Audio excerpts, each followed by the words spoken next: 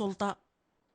تدخل وزارة التربية في سباق مع الزمن لإقناع النقابات بالعدول عن الإضراب المزمع شنه خلال الأسبوع المقبل. التفاصيل في هذا التقرير.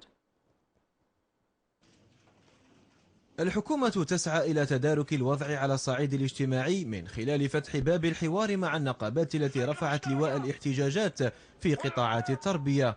نقابات التربية تحمل الحكومة مسؤولية حملها على خيار الإضراب بعد فشل وزارة التربية الوطنية في إقناع الشريك الاجتماعي في العدول عن الإضراب المزمع شنه خلال الأسبوع المقبل. ربما مرحلة فيها استحقاقات انتخابية. لماذا الإضراب بالضبط في هذه الآونة؟ من دفعنا لهذا الإضراب هي وزارة التربية الوطنية، ومن ثم هي الحكومة. شبح السنة البيضاء يحوم حول الموسم الدراسي الجاري إن لم تستدرك الحكومة نفسها وتستجيب إلى مطالب مستخدمي القطاع.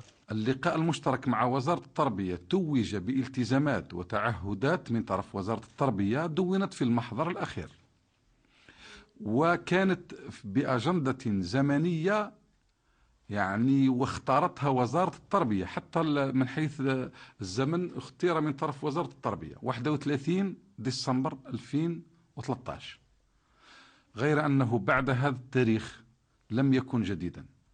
ويبدو أن الحكومة تسابق الزمن لإقناع النقابات المستقلة بالعدول عن موقف الإضراب في محاولة لتوفير استقرار اجتماعي قبيل الاستحقاق الرئاسي المزمع إجراؤه في 17 من شهر أفريل المقبل.